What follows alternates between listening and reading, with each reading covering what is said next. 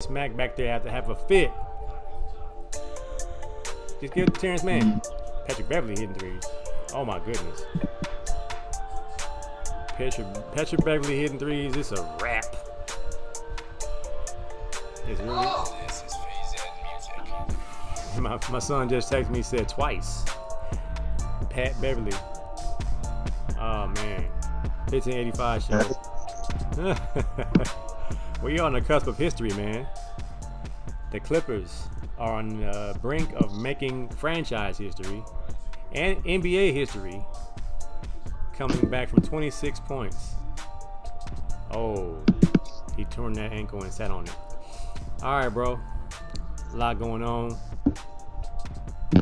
NBA. Euros is going on. I picked the Sixers and the Clippers to win tonight. I'm 1 for 1 right now, about to be 2 for 2. All right, brother. I got the NBA playoff. What you got now? I got the armchair GM discussion. We're gonna go through the draft, or you're gonna go through free agency. Quick discussion about Major League Baseball and the new pitcher gunk rule. I'm not sure if you're familiar with spider tack, but they're saying that's what they're going to be going after. But rosin and sunscreen is okay. Make it make sense, man. The ASU, the ASU investigation, is it a big deal to you, or do you think it's something that the NCAA needs to go ahead and let slide because of COVID or whatever?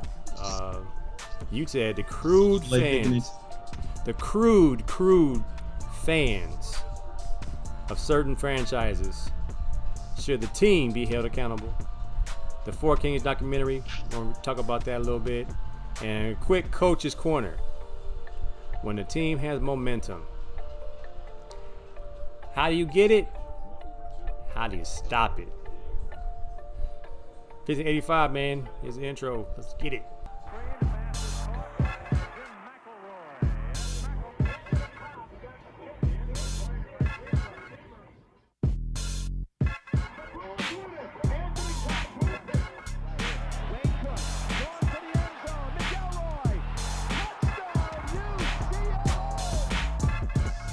I'm not sure who those guys were. Those guys look fast. I don't feel fast. I was guarding the oldest guy in the gym tonight, and I was not trying to do too much. I feel you. It is not. Shit, we've been kosher. We've been getting out and about lately, swimming in the pool, running on the sand in the beach and doing a lot of stuff. Man, I'd be burnt out. Knees hurt, ankle hurt, sore. I'm like, dude, I just went swimming. How am I so sore? Father Time is undefeated. All right, man. It looks like the Clippers are going to pull this out. And the Sixers have forced a Game 7. The Suns are at the house waiting for CP3 to be cleared. And we got a Game 7 tomorrow, right? The Bucks and the Nets. Yep. All right, so what you got, man? What do you think's about to happen? You got the vision is getting clearer. The end of the tunnel is right upon us, man. What do you think's about to happen in the West Coast and the East Coast?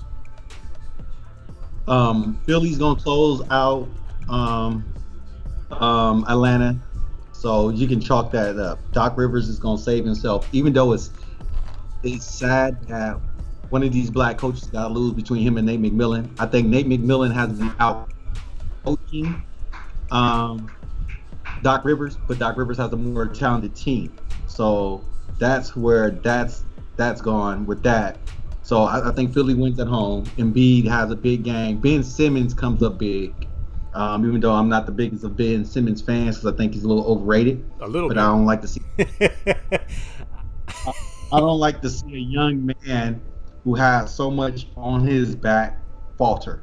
I don't care what your race is or anything like that. When you have so much on your back, like I remember Todd Marinovich and feeling really bad for Todd Marinovich, how he had so much on his back, and then he fell apart. But in Milwaukee, I think Milwaukee's going to punish. I think Milwaukee has found the key to beating the Nets, punish them down low. They're going to just go at them, go to the basket. They're going to go out on a blaze glory of Tues, and Durant looks fatigued. So I see the Nets checking out because he doesn't have much help after that. In the West Coast, Clippers they're gonna do it. I think they'll get to the NBA Finals. You might have your matchup Clippers Philly. I think Philly might beat Milwaukee because I don't see where Milwaukee can stop Embiid unless he really gets hurt, and nobody hopes that.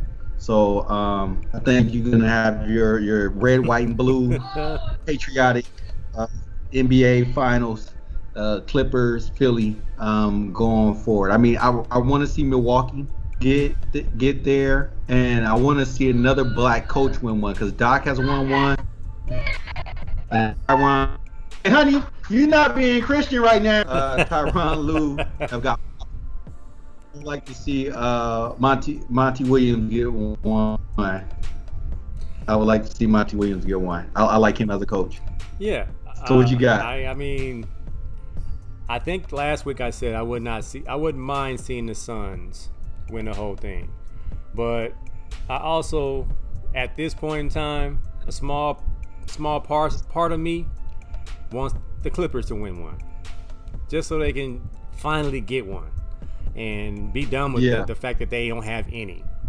Because as much as I like the Lakers, as much as I like the Clippers, as far as being a home team fan, I'm not a huge fan. I'm a fan of players, but the Clippers, the way they're playing, and Ty Lue and them guys playing versus history, I wouldn't mind seeing the Clippers or the Suns win one. Of course, I want the Sixers to win the whole thing, but who do I think is going to win by just who's playing well? Like you said, the Clippers have a top to bottom, even without Kawhi Leonard.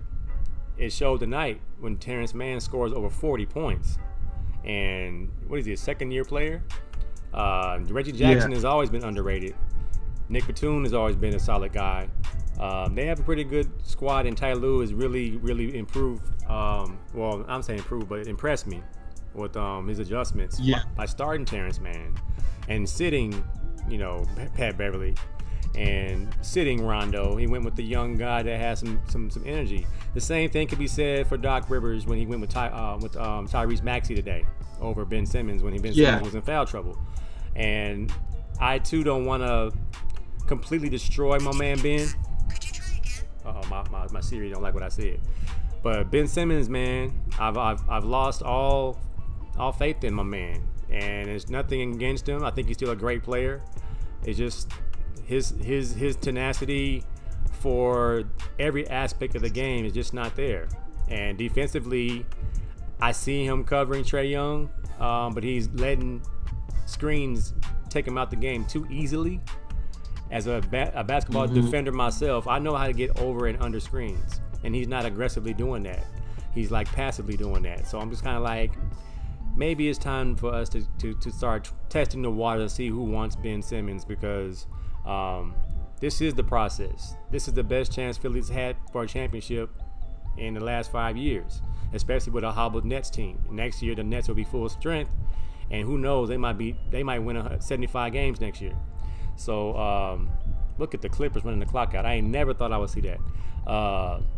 But yeah, and the Bucks Nets game, I agree that I think KD shot his wad. You give everything you have. It's like running the 400 full speed and then coming back and running the 4x4. It's hard, man. It's hard. Even if you get a little bit of rest, a couple days, you still shot your wad. That's why a lot of these time trials, people take it easy a little bit. You don't want to go ahead and gas yourself out. I think KD might have gassed himself out, and we know James Harden ain't ready yet. So, Bucks, Sixers, Suns, Clippers. I'm still going Clippers, Sixers, and I'm going to go with my Sixers. I think Embiid is still the most dominant force in the NBA right now. It may not look great. He's not Shaq in that he's not grimacing and mean mugging people. He's looking like he's always gonna be hurt. He always looked like his tender love on his side of town. So, but I'm gonna roll with my Sixers at this point, man. It's easier to get a bucket inside if you're 7-2. It should be. It seems that way. But when you look at the NBA now, Gobert, look at Gobert. Gobert struggles, man, to get points. Gobert had a good game, but 2 nights ago where he was 17 and 10. That's a good game for Gobert. You the tallest, biggest dude on the court. You don't have no post game. You rely on rebounding and putbacks or lobs at the rim. This is absolutely sad how the post game has just gone completely out of the NBA. And the best post players are Cat, Karl Anthony Towns, and Embiid. And Cat is just stuck in Minnesota. We're not gonna ever really see him on the big stage. But like a guy like Embiid, he shoots too many jumpers. He's at the 3-point line. Capella can't stop him when he decides I'm going to go at Capella.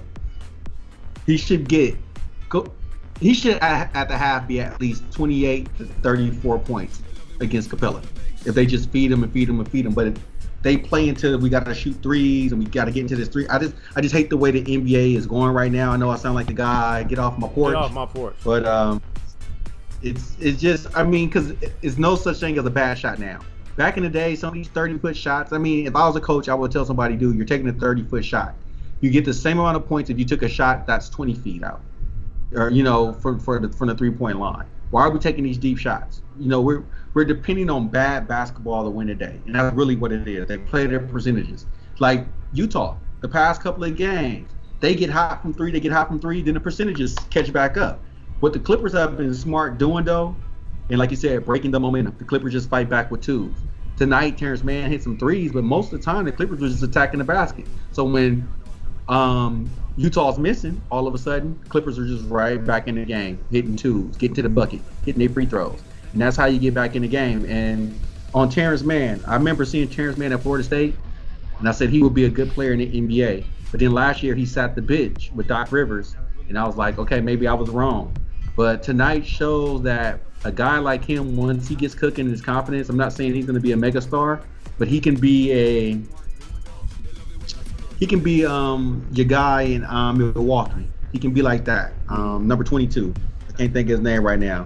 He can be like that, but not as good as a shooter. But a guy can be a good complementary player who's not fully a star, who can get the attention of GMs and stuff like that. And he could be a good player. But yeah, he totally impressed me tonight. I like Terrence Mann. Like I said, when he was at Florida State, I said this guy's going to be a really good player. I seen him go up against the Dukes and the Carolinas, and he was holding his own. So I'm glad to see that young man go. And Ty Lue has shown his coaching chops.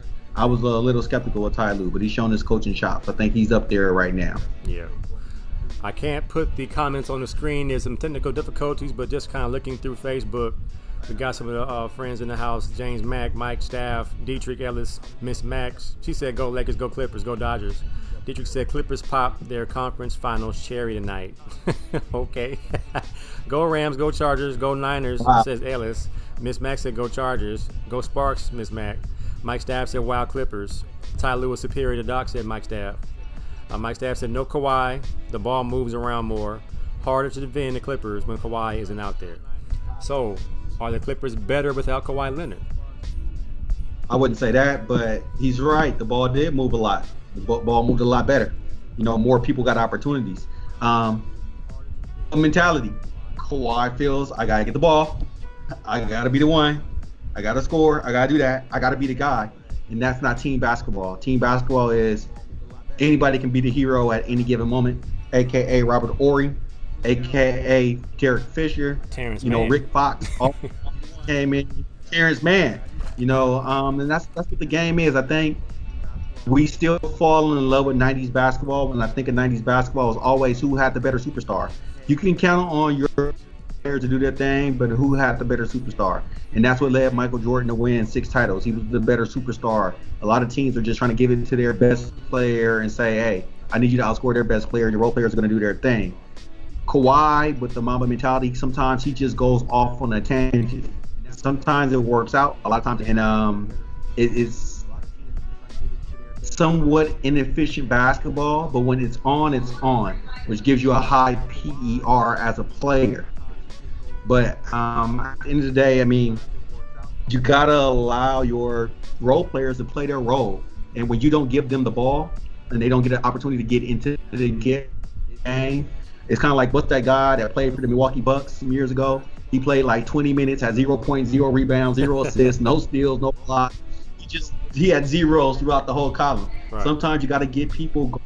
And, you know, sometimes as a player, you want to get your role players going first, and then you go. Because once your role players are involved, they'll keep making plays. Sometimes you get a role player who goes, well, I'm just out here to not mess it up. And then they do their best not to mess it up. They don't even want that action. But look at Reggie Jackson. Reggie Jackson wants all the action. That dude wants every bit of action you can give him. George kind of being a reluctant go for it guy, it allows those other players to do their thing. Where Kawhi is not going to be reluctant, he's going to go for it. And then those other guys, they got to sit around and hope they can eat at the table at some point. So yeah. I wouldn't say they're better without Kawhi, but they did look smoother tonight. But over the past 2 games without Kawhi, I can say that. I think that was the thought I had, in that even without Kawhi, the Jazz probably relaxed a little bit and thought, whoo, I ain't got to deal with that dude no more.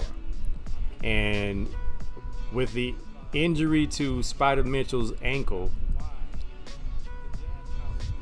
it probably played a role. And I got an echo. I got to figure out where it's coming from. It played somewhat of a role, but at the end of the day, Bogdanovich, Ingles, Royce O'Neal, they're not guys to get you championship. Those are not championship guys. The Clippers have guys who can really, like Reggie Jackson. People forget, before Blake Griffin got, Jackson was kind of the star of that team. So he was a guy that was their number one option. So he knows how to be a number one. He knows how to turn it on, be a number one option. You know, the Morris twins are just funny, man. Them dudes, they gonna take shots, they gonna fight, they gonna push, they do it all. Pet Bev is just running around ugly. You know, I wouldn't say they have a winning formula, but their formula is better than the Jazz formula. I never thought the Jazz had that team. Yeah, they were great in the regular season, and if you're dependent on Jordan Clarkson to be your kind of like your sixth man, your guy, even though he was sixth man of the year, I think that's fool's gold. Jordan Clarkson has never proven to be that guy. So it's going to be interesting, man. I'm happy for a Suns Clippers series, 2 franchises that have longed for, you know, maybe a championship. Suns have been to the finals twice in their history, lost both times. But the Clippers, it would be great to see the Clippers in the finals. Yeah. We want to see history made. Dietrich says the Suns have more playmakers than the Jazz, so it should be a good series.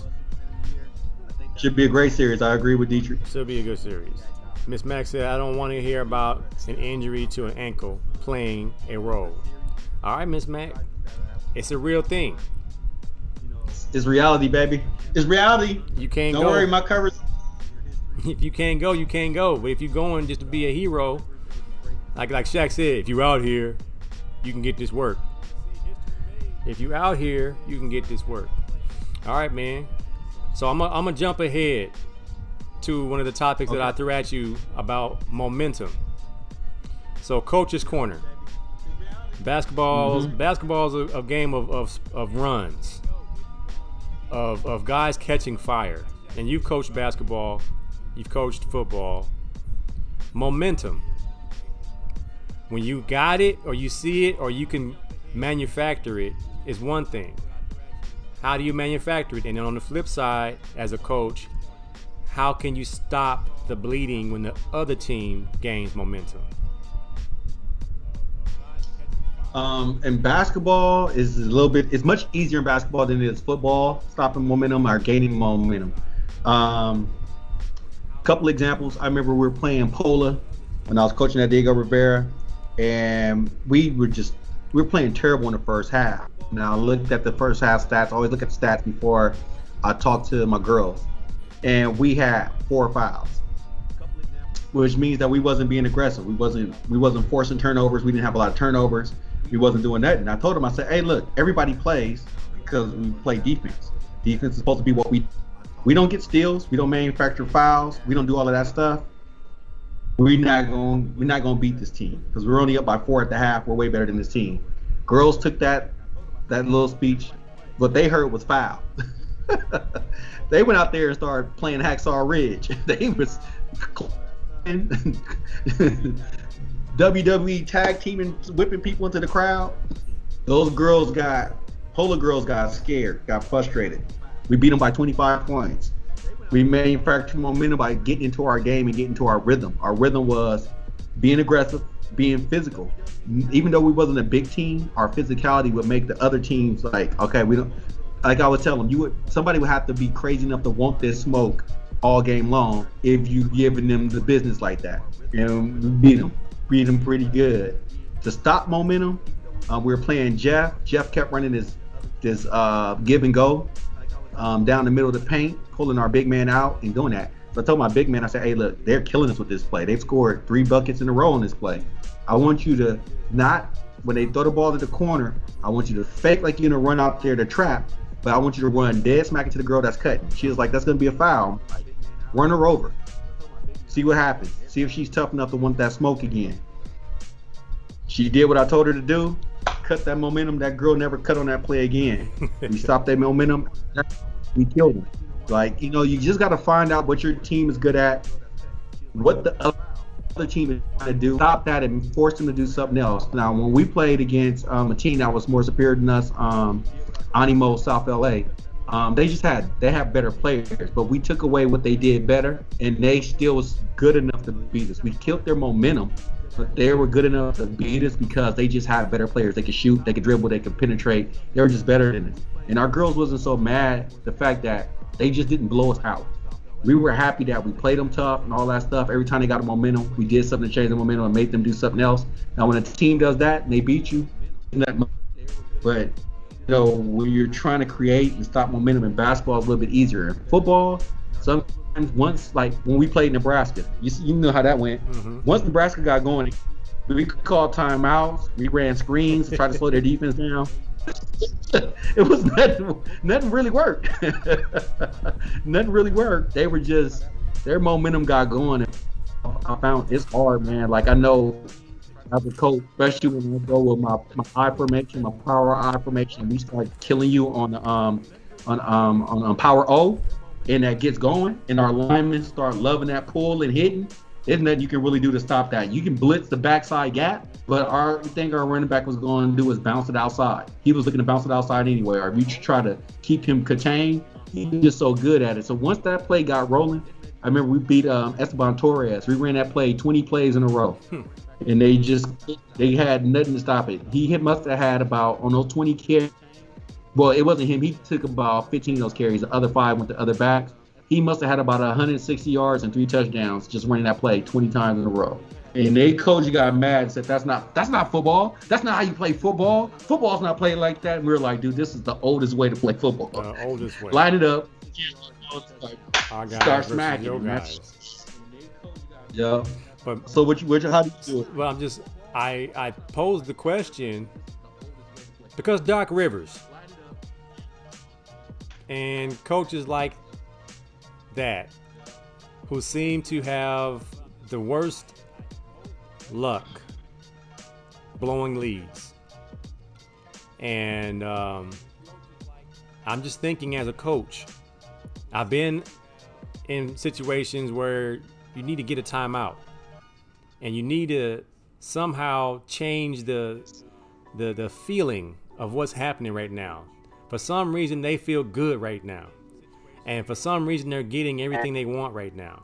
And what we're doing is not working. So, yes, we could have some bread and butter plays that we run. If we're talking football, we stop the bleeding by getting a 3 and out or get off the field, or we score a touchdown and stop the bleeding. In basketball, being a game of runs, you see a 20-5 run or 15-0 run. And you didn't. I remember Phil Jackson never calling timeout for Kobe and Shaq and them, letting them figure it out.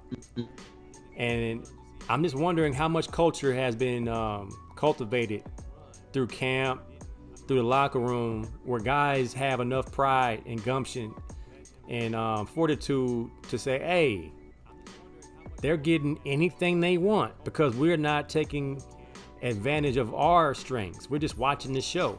So when I see Trae Young just weaving through traffic and nobody's making an effort to make him work a little bit harder as far as, you know, using all 5 of your good fouls. He only weighs 150 pounds. Why is he skating through unscathed? I don't want to come across as a bully, but I know it's a basketball is a contact sport in the key. It used to be. It once was a time where we had a no layup rule. When I played basketball, no layups tonight. Anybody coming here, they gonna get touched up. And I'm like, man, how do you stop momentum when guys are just able to do whatever they want? And I'm like, well, I know you could turn it up on defense, slap the ground, and really get into some guys, and let them know that this is where the buck stops here. I just don't see that a lot. And same thing in football. When you have a certain number of points, you're ahead, and you know it's not a good enough number, because all it takes is one score, and then they got life, and then they got life, and you got doubt. And when you got doubt on your sideline, bad things happen. And then when the other team has, case in point, when Tom Brady brought the Patriots back from 28-3 versus the Atlanta Falcons in the Super Bowl. What did Tom Brady see in the Falcons, and what did he see in his team that said, hey, we're going to win this game? And you saw it on NFL films. Hey, we're going to win this game. They're getting tired, or whatever he was saying, and they came back and won the game. And I was just like, man, how do you... That coaching staff for the Falcons had no clue. Doc Rivers, the last couple games when the Hawks came back from 25 points, 18 points, he had no clue on how to stop the run. So I'm just like, man, is it a science? Some coaches have it, some coaches don't. The great ones have it. Or does it not happen to those coaches who don't know how to make adjustments and know how to call timeouts in the key spots? I don't have it. I don't know it. I just, as an armchair quarterback, making calls from the comfort of my own home with no pressure, I'm just like, why won't he just call timeout right here and switch his matchups? Because right now, this is not working. I don't know. It drives me crazy. When I watched the Sixers, that last loss, we won tonight, thank God. But that last loss, that really had me sitting there thinking. When they showed Doc Rivers on the sideline bent over and he had no clue, he just didn't know. And I believe it's now a meme now, where he's bent over with the mask hanging off the side of his ear, and he's just bent over like, I can't believe this is happening again. And like, you did the same thing to the Clippers last year when Paul George said we didn't make no adjustments. We just let the guys come back and win. So it's something, man. It's something I was just interested in. I have no answers for you, Jimmy Mack. I don't know how to stop and run, except call timeout and change it up. I think it's culture though that you develop, man. And like I read something. It's a culture that we're building here. You know what I'm saying?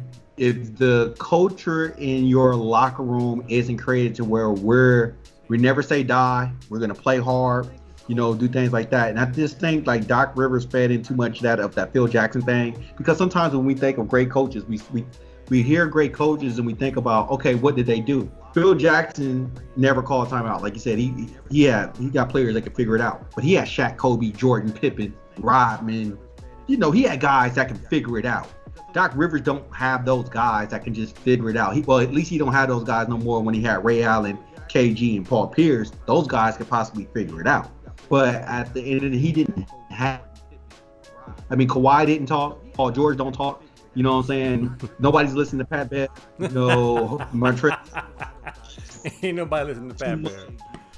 So it's just one of those things, man. Like sometimes it's whatever culture that's there and what your players have. Like when I think of Kobe and I think of Jordan, there are guys that it ain't, especially if it's a 7-game series. You might get me 2 or 3 games, but I'm coming at you every game. And by me coming at you every game, I'm going to either mentally break you down or I'm going to physically break you down. And there's nothing that you're going to do to stop me. And so they're going to keep coming. They're going to keep coming. They're going to keep coming. And eventually, they're going to find the chinks in your armor, which is going to be your heart, because they got more heart than you. So they're going to come at your heart. And if you don't have enough heart to stand up to them dudes, they was going to break you. You know what I'm saying? Yeah. Or they was going to do their best to break you.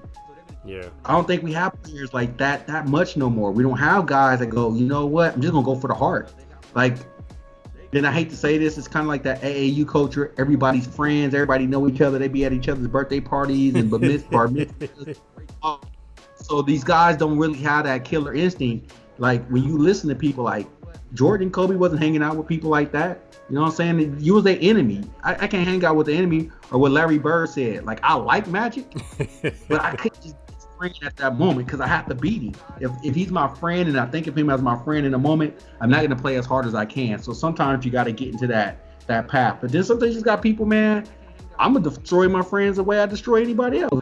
Yeah. Wait, I'm just going to go for it. Yeah. It's just, I think it's the culture, man. It is a culture, because I know growing up, our best friends were our most heated rivals, and that might have been why we were so good growing up. We didn't lose games because we played each other so hard throughout the week.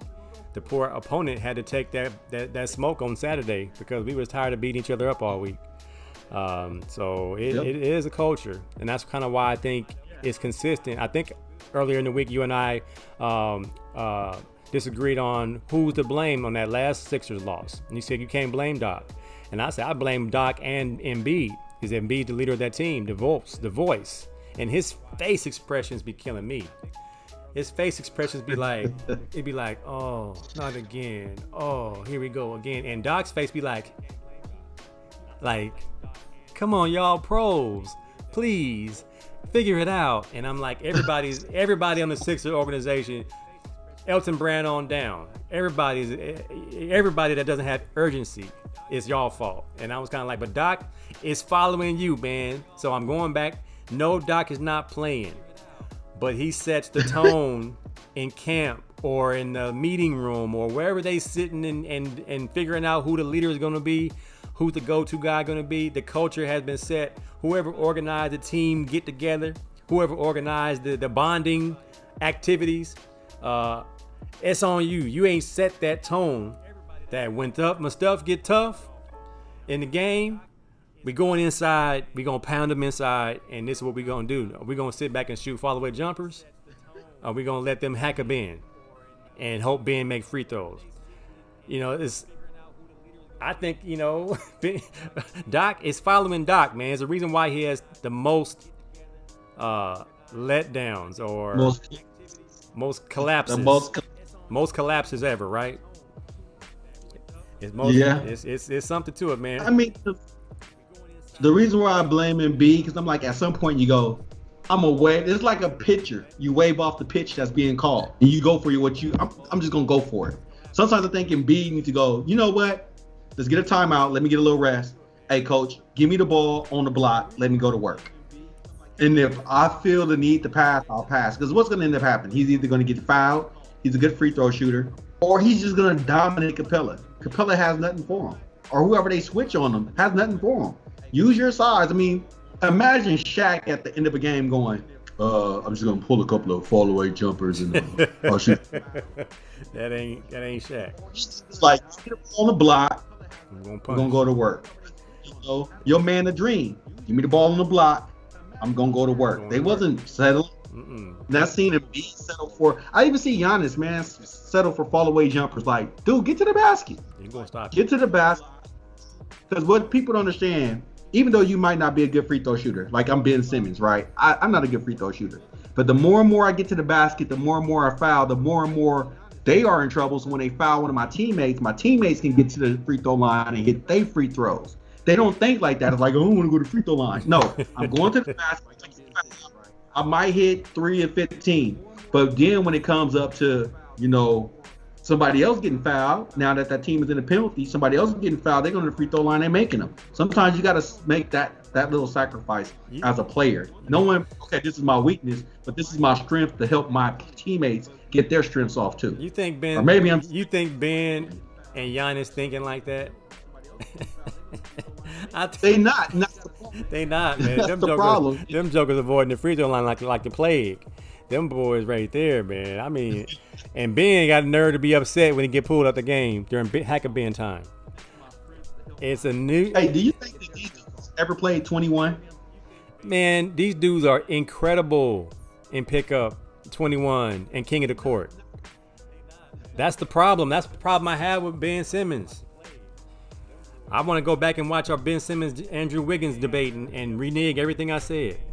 I will take Andrew Wiggins right now. I'll take a straight up trade Ben Simmons for Andrew Wiggins for Ben Simmons right now. Straight up. Knowing that I got Tyrese Maxey, who can be a hog. He's going to be our version of Terrence Mann. I mean, shoot, if we win the championship with Ben Simmons, he keeps his job. His job's on the line like a coach. He has to prove that this is a winning formula because I know he's valuable. Some team will scoop him up tomorrow. He's a very good player. It's just we just need somebody that's going to pull a 15-footer just sometime. I ain't talking about threes. I'm talking about just a elbow shot. They are so far off of him. They're doubling Embiid with whoever's guarding Ben. Every time Embiid gets the ball, that dude's dropping down and ripping that Embiid's ball. So it's hurting. It's hurting the flow of our offense right now. And I think that's what's hurting us in the fourth quarter. Is they want Ben to shoot and he won't. And he won't. We got a Quill in the house. Rio in the house. Rio, but that's the reason why I said 21. Remember, like when we played 21, you make a basket, you go to the free throw line, right? And what was your goal at the free throw line? Make all three. Let me hit my 3 free throws so they can put me back, so I can still have the ball. That's how I win 21 games.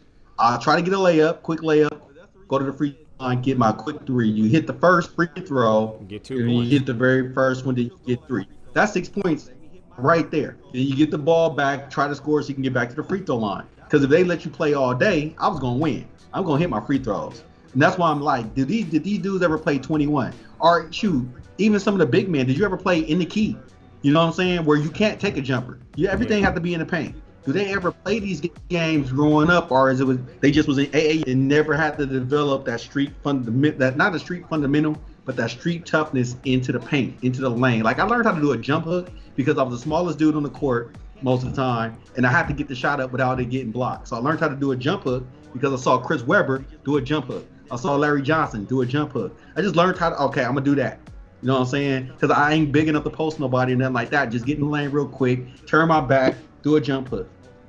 Just because I'm playing in the key or I'm playing 21 and stuff like I just don't get that. How these guys can't pick up very simple things that you just learn by playing around as a kid in the paint or shooting free throws and stuff like that. I just don't get how they're never developed and these guys are in the NBA. You should be as close to a complete player as you can be in the NBA, especially if you're a star. Not have a weakness. I just don't get that part. It's very hard to fathom that a person that works as hard as Ben Simmons, as Giannis, as Shaq, as Wilt Chamberlain, all the historically terrible free throw shooters.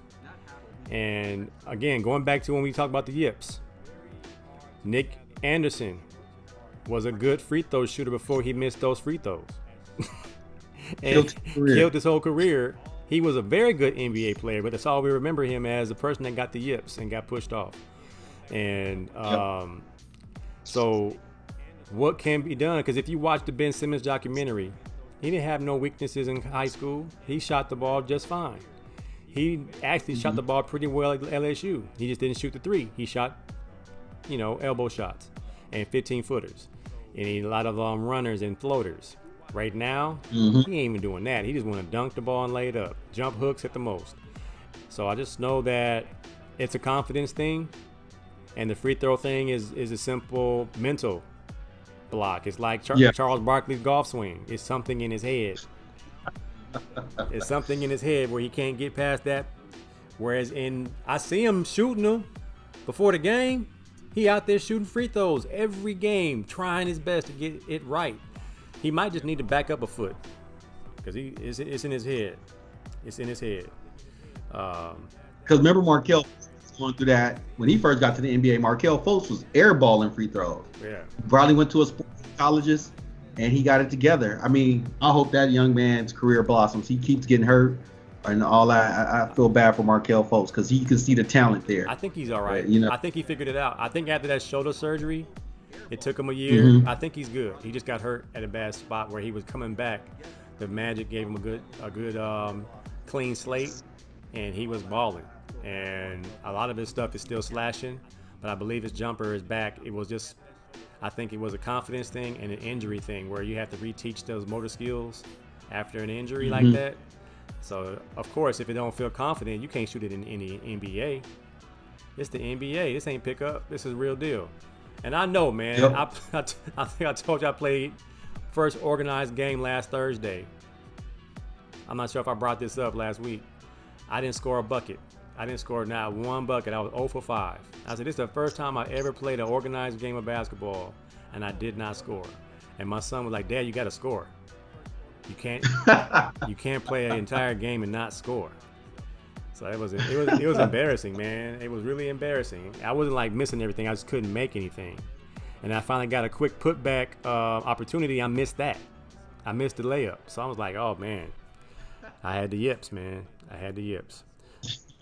All right, before we move on to the baseball cheating discussion, Dietrich said Phil Jackson wasn't good at making game adjustments, but he was really good at game time adjustments. Each coach has his strengths and weaknesses. Aquil said, we did it, brother. Go Clippers. We made it. We made history. Oh, boy. Been a long time coming. He agrees that Lou is better. Lou is better than Doc. And Rio said new age basketball game don't believe in going in the paint and get back to fundamentals. It's all about shooting, and they shoot themselves out of the game. Yeah. Mm-hmm. I agree with that. Deacon Hill in the game. Deacon Hill in the house. Deacon Hill, we played Wednesday night with Deacon Hill. Us old heads was out there. Everybody's pulling muscles, man. That's right. Everybody pulling muscles. Let's see, real quick. Said armchair GM, draft or free agency, man. Someone asked that today. And that's tough, man, because it depends. Like, if I got the 84 draft, the fame 84 draft, you got Akeem and you got Jordan. You building for the future. You know what I'm saying? Are you going to go after some free agent that might not go? Or you get the guaranteed draft? You know what I'm saying? I mean, I think the time to shoot for free agents is when the free agent market is stacked and you got cap room and the other team, you know what I'm saying? You can go after these free agents really good, or a guy who's on the last of his contract and you got draft capital and go after free agents. I love proven commodities more than I like rookies, but when you have that exceptional player, the Jordans, the Olajuwons, the LeBrons, people forget Brad Daugherty was a for sure fire number draft pick and actually balled until he got hurt. Like, Brad Daugherty was the best player on the Cleveland Cavaliers of the late 80s, early 90s, and he was balling out. He was the number 1 draft pick. So, you know, when you got surefire guys that you know that's going to come in and get it done, I mean, why not? But when I got an uncertain draft class that's coming in, you got to go with free agents. I mean, I'm always good with free agents. I believe in having proven commodities, but it all depends on, man, like what's in that draft class and what's in that free agency class, where you're going to go for what. Like the Clippers picking up Paul George and Kawhi Leonard, you know, that's good pickups, you know. Could they had just try to draft and get better? I don't know. Yeah. They wouldn't be here. But yeah, I mean, I don't know, man. It depends on the year. Yeah. Depends on the year. I know when I saw the question in the Sports Talk group, and I said, it really depends. You know, what type of rookies are we talking about? Are these really for sure fire home run hitters? When you draft a Luka, you draft a Trae Young, you draft all these guys, LaMelo Ball, and then you surround them with some good free agents. You surround them with some veterans, and then you have a squad. And you're talking about football, you got a 3-year window to do something with that rookie before you got to pay him. So it's a science. That's why the good GMs make the good money and they're always in the hunt, is that they found a way to do both, and that they accumulate a bunch of draft picks only to use them as leverage when it comes to trading for a free agent or getting somebody that they need to solidify their roster. So you saw all the moves the Rams made to get Matthew Stafford, and still have that defense, still have the receivers. So like right now, that's why I picked the Rams to win the whole thing this year. Not that Matt Stafford's that big of a difference, but he's that much of a difference than Jared Goff to me. And they did it through Jared Goff. Yeah. So the Rams have done it both. The Rams have done it both ways. They made it to the Super Bowl with the rookie, And once that rookie topped out, we're going free agent. So I think it's Yeah. a method to the madness in every sport. I just know there's not one right way to do it, and because they're saying how the Hawks were built from drafts, the draft pick. You got Collins and Trae Young. They're the foundation of the Hawks, and look how good they are already. They got lucky. Nobody knew Collins was gonna be that good. I didn't think Collins was gonna be that good. I mean, you never know, man. Like a lot of these rookies fizzle out. They get that bread, they get that money. They're not hungry no more. So you never know who you're gonna get, man. Who knew Spider Mitchell would be that good? Like at his size, shoot, I didn't see that. My 10-year-old did. Well, He was talking about Spider Mitchell as soon as he got drafted. I was like, who is this dude? I don't watch Louisville basketball, but he was on him. He was like, why Donovan Mitchell, Dad? Donovan Mitchell, Dad. I'm like, man, I don't know no Don. He played for Utah. Utah players ain't nobody. Spider Mitchell's a baller. That man's a straight baller. yeah, he is. All right, well, it's a consensus. Everybody says both. Major League Baseball. They're gonna cut down on pitchers using gunk. I believe the gunk is called Spider Tack. You can get it on Amazon, but you can still use a rosin bag and sunscreen to create some type of stickiness for the ball. I'm thinking, isn't all of that a form of using an outside substance to get a advantage in grip? And would that still be considered the same thing? What's the difference between using Spider Tack and rosin and sunscreen? Cheating is cheating. Cheating is cheating. When you posed that question, I thought about Major Leagues. Remember Major Leagues? Yeah. The old dude. He had all He kinds had of the snot, he had hair, stuff like, dude. What's these pitchers doing, man? Like, to me, and baseball is one of those sports, man. The integrity of the game is always in question.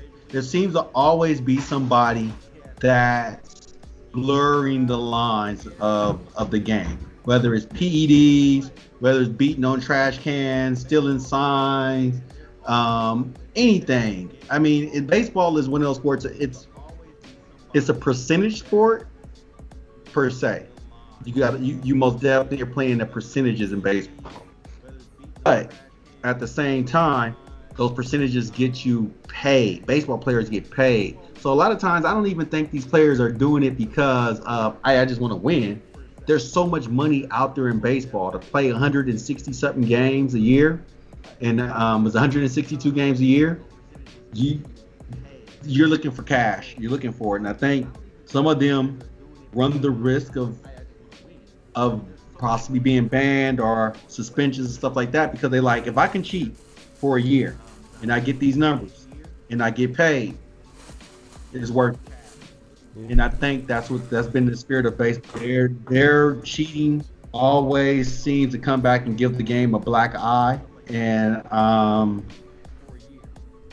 is going to keep some really great players out the Hall of Fame. Roger Clemens won't be in the Hall of Fame for cheating. Barry Bonds, Gary Sheffield, all those guys won't make it. But to me, this is just as bad as PEDs. If I can throw no hitters because I'm doctoring the ball with substances, and I'm holding lineups like I'm watching the Padres lately. They've been slumping. Is that because pitchers are cheating? I mean, I wouldn't want to pitch against the Padres lineup. Our pitchers cheating. So to me, it's all the same, man. Cheating is cheating. I'm with you, man. Cheating is cheating, man. Whatever you're doing that's not pure to the game, you're cheating. I think we had this discussion before about sign stealing and trying to get an advantage watching film and studying your opponent. And there's a fine line between breaking the rules. I mean, it's a great segue to our next topic, ASU being investigated for recruiting during the dark, downtime.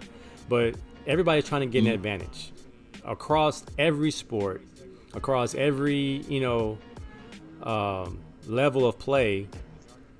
So if baseball gunk is going to be outlawed starting Monday, I believe, and that they're going to start like really testing the stuff that's on the pitcher's hat what's on his belt, and they find out it's spider tack, they're going to get a 10-game suspension. And if they get caught again, it's 25-game suspension. They get caught again, it's, I believe, the season. Why now? Because all these no hitters are being thrown. And I believe it comes back to nobody's watching baseball like they were because the home runs are down and hitting is down because the pitchers are doing so well. But I'm just like, man, isn't it so hypocritical to say now they want to crack down on something that basically when they have a rosin bag on the mound and pine tar in the batter's box, like, Yep. what? Who said pine tar does not give you an advantage? We couldn't use pine tar as kids in Little League, but we could use metal bats. So I was just like, man, it's just so hypocritical. And like I said, it's a segue to what's happening at ASU. Now, ASU football is under investigation for having kids on campus during a dark period. How do you feel about that? Like, we know that the Pac-12 was behind because of COVID.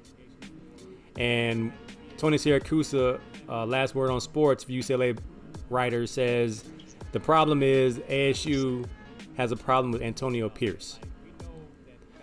Antonio Pierce is the recruiting coordinator. Antonio Pierce hosted student athletes during the dark period. So now they're under investigation. They say it was an inside job. Who blew the whistle? Yep. Salia Salia, our teammate, said, I don't see the big deal. If the kids paid their own way to get there, it's an unofficial visit. What's so wrong about spending some time at a campus when you probably couldn't because of COVID? And I was kind of like, it goes back to what's so wrong with giving a kid a meal or a suit to wear when everybody else is getting paid, and we do something that's, you know, in essence, a good thing for someone? But is this NCAA being hypocritical, blowing the whistle on ASU for hosting student athletes during a dark period? I think ASU was set up. You have somebody taking cell phone videos of the recruit working out with a coach.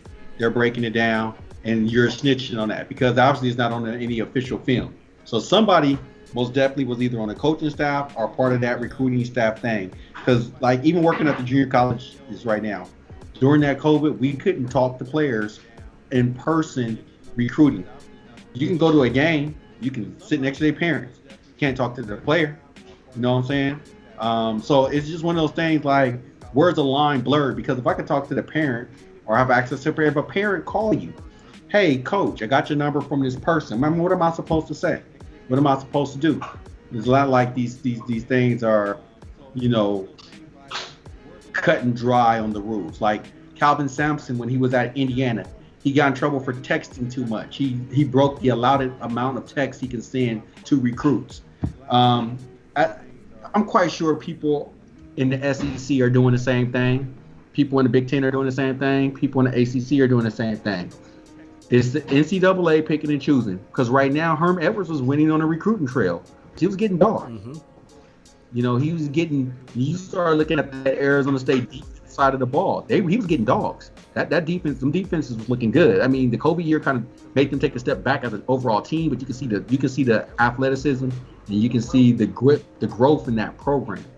And I just think NCAA was like, okay, so what is Herm Edwards doing? Let's send somebody in there. You know, I don't know if it was a person with, I think it was a person inside the program that's probably paid to sit, or they just had somebody following and doing that. And with Antonio Pierce, I mean, you know Antonio Pierce a little bit better because of the Long Beach Poly connection. Right. He just doesn't seem like a person that, and I don't want to speak bad on him like this. He just seems like a type of person who would blur the lines because he feels his name should carry weight, and he wants something that's going to be good associated with his name. So, I mean, I just think it's the NCAA finding a program outside of its cherished SEC to go, see, look, that team is trying to play catch up. I'm quite sure during this whole thing, Alabama's not clean. Ole Miss is constantly getting caught, so we know they're not clean. LSU's probably not clean. And then what's to say that a player, like Javon Moore, I think said, or was it you just now? I don't know, I'm losing my mind. If I'm on campus and I run into a coach and be like, hey, can I look inside this center? I don't know if this is a recruit or not. Maybe, maybe not. And hey, man, look, this is that. But I mean, it's just so much. Like even with these camps got Oregon. Remember, Oregon got caught up. They were paying camp directors to send kids to Oregon. There's all type of stuff that's going on, man, and it just seems like the NCAA is picking and choosing who they do. I'm quite sure they're all doing that. I mean, what's your boy at Michigan? He's spending the night at kids' houses, having sleepovers. Harbaugh, bro, like sleeping over. There's been no way. Been like my parents would be like, yeah, Donahue, yeah, just get the bed next to next. Me and Jimmy gonna watch Major League tonight. Crash on the couch. Me and Jimmy gonna get up. We gonna watch Rudy tonight. It's gonna be and watch some popcorn. My thing is this, man. Why is there a dark period? Why is there? I know it's an access and equity thing, but how ethically wrong is it to show student athletes some attention? Now I know you can't buy them stuff. You can't flat out pay for students to come to your school illegally by just giving them a bag of money. But what's so wrong with showing them a good time and showing that you're interested in them? I don't understand why the NCAA is so rigid on how a school treats a student athlete. It's just like, man, y'all so hypocritical in that y'all getting millions and billions of dollars off the backs of these young men, but as soon as they get a little taste, everybody get up in arms. Oh, they're doing something dirty. Oh, they're abusing the system, and oh, these young men hands are open. Oh, Reggie Bush is the worst student athlete in the history of football because he took money, and Cam Newton's daddy is a preacher, but he stole money and bought himself a church. And you hear all these little stories, but like, man, who gave him the money in the first place? The institution, the boosters that wanted to bring this kid to their school so they can win football games. So let's not just point the student athletes and the coach here. It's always some higher ups that are saying, do whatever you got to do to get these kids. And you feel the pressure of keeping your job by being the recruiting coordinator, you're going to make some stuff happen. Now, I know for sure it was an inside job because those coaches don't like Antonio Pierce coming in there and showing them this is how we recruit. That's why they got like 10 kids from Long Beach, 10 kids from Compton in the last couple years. And that's what he's doing. He's making a relationship with these kids. So those coaches are mad about it. Now they're trying to get him fired, and they're going to make some kids suffer because if ASU goes on probation, who suffers? The kids. And then them kids going to have to hit the portal. And then we're going to have Jay Moore on the show one of these weeks. He's going to bring us some information about that portal and what really happens. Since everybody want to jump in the portal, what's really going on? Because everybody is not going to get the school that they want once they jump in the portal. It ain't like you're going to get picked up tomorrow. It's a gang of kids in the portal. So I want to hear what that end product is of jumping off the ship at your college because you're not happy with what's going on, or you might be on probation. So we'll see, man. Yeah. Let's see what we got. Jumped ahead a little bit. We got, you said the crew fan base. Should teams be accountable? What was the story you was talking about with the fans were saying something derogatory? Oh yeah, so this has been known since I've been watching World Cup. I've been watching the World Cup since '94 when we had it out here in LA. That's when I first got interested in World Cup. Mexico fans have this saying that they say when the ball is kicked. I'm not going to repeat it because I'm quite sure anybody who watches soccer knows it. And it's a homophobic slur. And I remember when I was at Diego Rivera, every time we kicked the ball off on football in the kickoff, our student body would say that. And I alerted the administration because, we played in a league that had a lot of teams, and that to the other, those parents over there, those little kids over there that understand what's going on. And we can't have our student body representing that. So not the administration that a lot of people got mad at it, but I'm like this, man, we're advancing in the age where you can't make homophobic slurs, you can't do things like that. Somebody complains to the school about that, the principals are going to get in trouble, athletic administration is going to get in trouble, so you're going to get penalized, despite the fact you just got some unruly fans. So with Mexico, they're talking about not letting Mexico in the World Cup if their fans violate that. And so right now, Mexico in their next two qualifiers got to play behind closed doors. They can't have fans. And they play the United States and they play Jamaica. No, they play Canada and they play Jamaica in those games. And these are games to get into the World Cup. And these games are going to be at their home stadium. They're not going to have fans, which means no revenue for the Mexican national team. And if they bring the fans back and they do it again, they might get booted out of the World Cup. And Mexico's always a team that's in the World Cup. So you're going to punish, to me, I think is a little bit unfair of punishing the teams for unruly fans. And if you've seen the viral video of the Suns fan beating up the Nugget fan and then screaming Suns and foe. I mean, it's crazy, man, because we have this conversation about fans and stuff like that. As a player, as a organization, yes, I love my fans, I want my fans to be there, but I have no control of their actions in the stands. I shouldn't get punished for that. Nobody should punish the Mexican Federation for that. It's not like the players are telling the fans to make this cheer. It's just a cheer. Just like I think it's Denmark. They do the Viking clap, or no, Iceland. They do the Viking clap, and they do things. They got these traditions, and I'm not for Mexico doing that, but it's their tradition. And how do you tell a whole country to stop their tradition? Because it feels like it alienates a certain faction of society, which is the LGBTQ group of people plus people. And I mean, I'm not for insulting them in that way, but at the same time, in Mexican culture, that's not something that they're necessarily, I think, using to insult LGBTQ people. Is just to taunt the rival fans or the rival team. So I think we blur the line sometimes when it comes to what we're going to hold the fans accountable to saying when it comes to these things. I'm not for it. Like I said, when our high school was saying that slogan, I'll let them know because I understood the consequences about what could happen. But it's like you're telling Mexico to stop a tradition, a culture that they've built for insulting the other team or insulting other fans. They need to find something else. But then what's next? You can't call them ugly.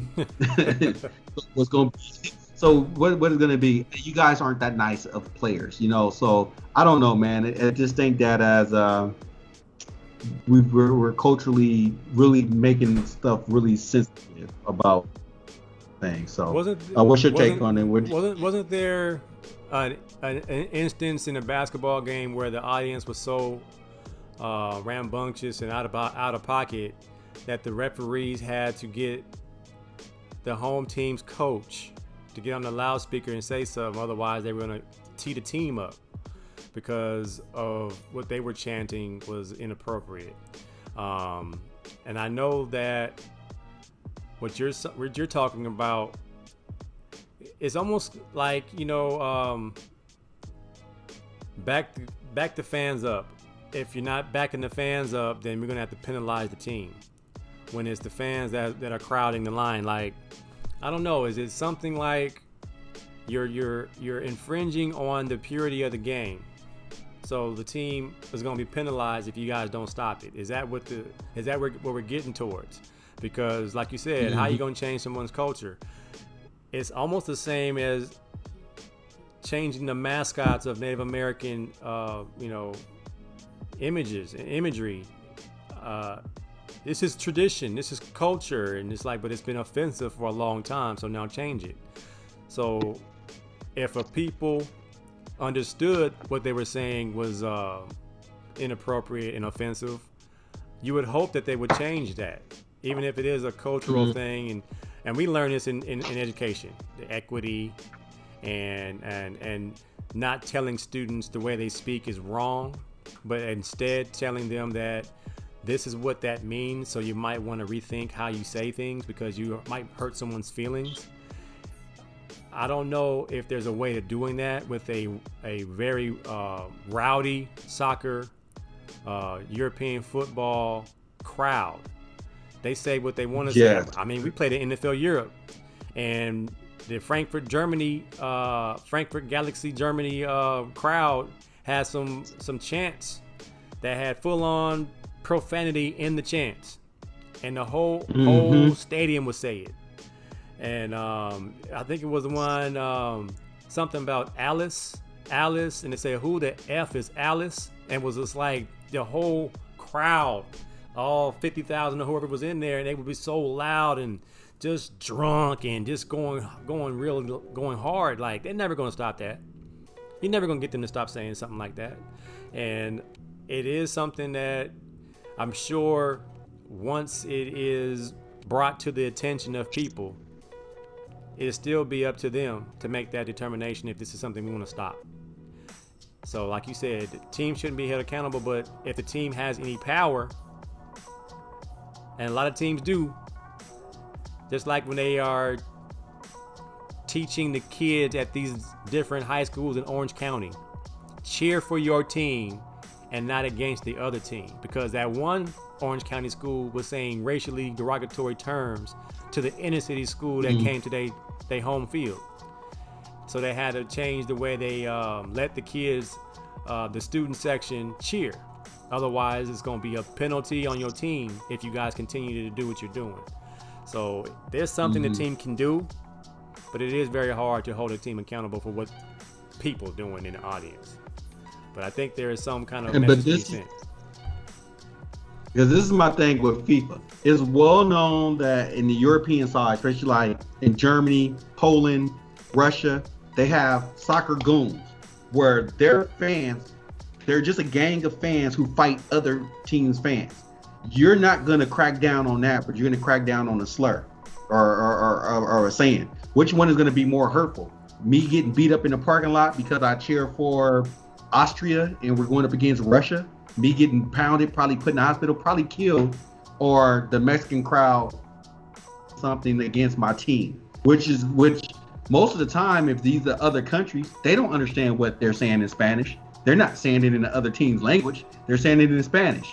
So, they don't even know what's going on. It's just that over the years, since now that we have more Latinos on the United States team and the fans are understanding that slur now, it's kind of like, oh, wow, we should be offended by it. But yet, we're not stopping the soccer hooligans who beating up.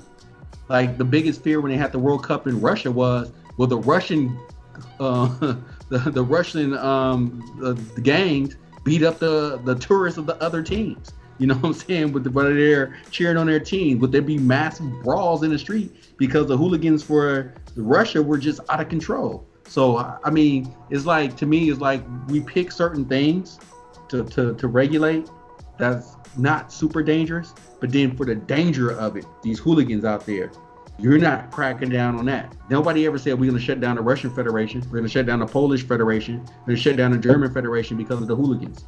But them saying a slur, that the other country probably have no understanding of, we're going to punish you for it. So to me, it's like, we're going to pick this one thing because maybe we want to pick on the Mexican Federation. To me, it seemed like they were picking and choosing what they're going to do, but they not cracking down on, hey, your fans beat up another team's fan that's just here to enjoy the game.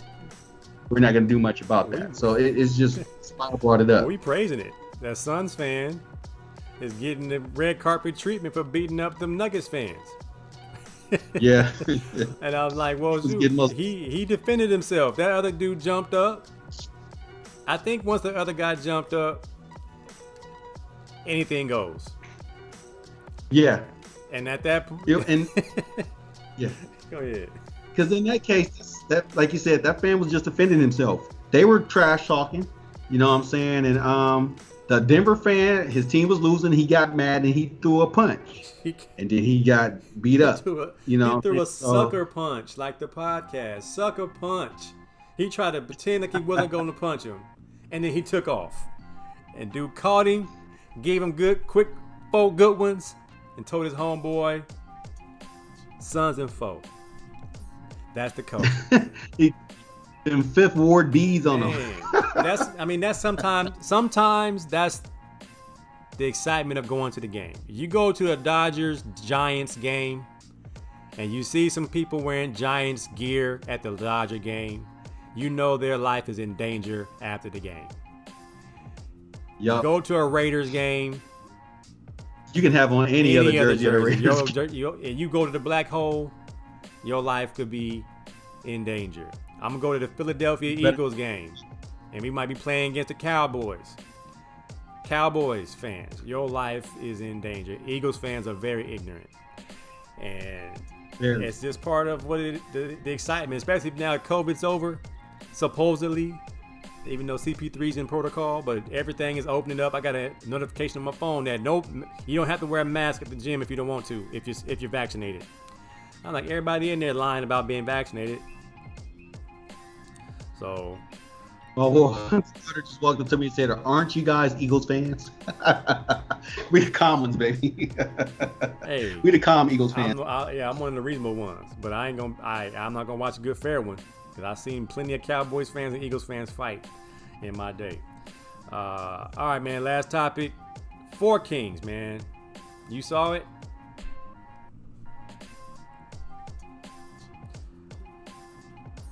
Yeah, man. Just with seeing it, it brought back memories of reliving these fights. I was really young in the first Duran Leonard fight. Only thing I remember was my mom crying that Sugar Ray Leonard lost. She was crying. She was crying. My mom was a big Sugar Ray Leonard fan. Because your mama was your mama sparring partner with Sugar Ray? Yeah, she trained him for that fight. She trained him. So she was like, she was like,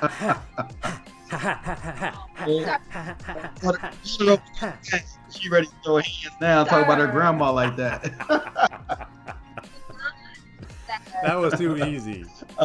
That was too easy. That was way. That was it. Your mama trained him Sugar Ray really well. I don't know how he lost that fight. I do recall the second No Mas fight because I remember my dad dancing around the house, throwing punches at the TV because Sugar Ray won the fight and Duran quit. So I just remember that. I don't remember those two fights vividly, but I just remember the different reactions that my parents had for that. So just seeing that part and reliving that was like really crazy. I was a giant Sugar Ray Leonard fan because my parents were, and I remember that Tommy Hearns fight. Remember being at my dad's friend's house watching that fight, and when Thomas Hearns got knocked to the ropes, I was like, oh, he's done. But then ended up being like a big Thomas Hitman Hearns fan later on in my life. I was really saddened by Duran's story and Hagler's story more so because they were guys that it seemed like once Sugar Ray came into the limelight, they kind of took a backseat. Especially Duran, who I didn't know he was fighter of the decade in the 70s. That's absolutely crazy because when we hear of 70s, we hear of boxing, we hear of Muhammad Ali. Yeah. You know what I'm saying? I didn't know Duran was the fighter of the decade of the 70s. That's absolutely crazy that he was already a known star when he, I knew he was really good at lightweight, but I didn't know he was that big of a star. Like he was worldwide. I don't know how and then how they. I don't think we really know how old he is. Yep, I most definitely didn't know that. And how they mixed it with the politics, the Reagan era presidency, Jimmy, what was going on with the Panama Canal. I remember, I teach world history. I teach about the Panama Canal and that whole how all that came about. And to know that Roberto Duran lived there, you know what I'm saying? Like his dad was a right off the base that got his mom pregnant and didn't have nothing else to do with it. I thought that was absolutely crazy. But Marvelous Marvin Hagler's story is the most intriguing because this was the man who, and he recently passed, and man who he did it the way that we would love all athletes to make their fame and fortune through hard work, dedication, discipline, having a chip on your shoulder, and always giving it your all. And to see that man, what he like, they showed the Leonard Duran fight, and he was fighting in the undercard. He made $40,000, and Sugar Ray Leonard made $1 million, and they both were fighting for championship that night. Yeah. It was just crazy, man, to see that. It's up there to me with the U and the Fab and the UNLV documentaries. and the Bird Magic documentaries when it comes to sports documentaries because how they added the political to it and how Sugar Ray Leonard they made Sugar Ray Leonard seem like he was kind of like a Michael Jordan type as figure. He only cared the chosen one. He was the chosen one. He was the one the government sided with Sugar Ray. Yep. So I talked about it on my show last week, and I love documentaries that teach me something about people that I love already, and I learned something new about them. I didn't know Sugar Ray Leonard was molested as a child. I didn't know he was I didn't know he was addicted to cocaine. I didn't. And it was. I kind of knew Duran's story because I watched his documentary and I watched his biopic.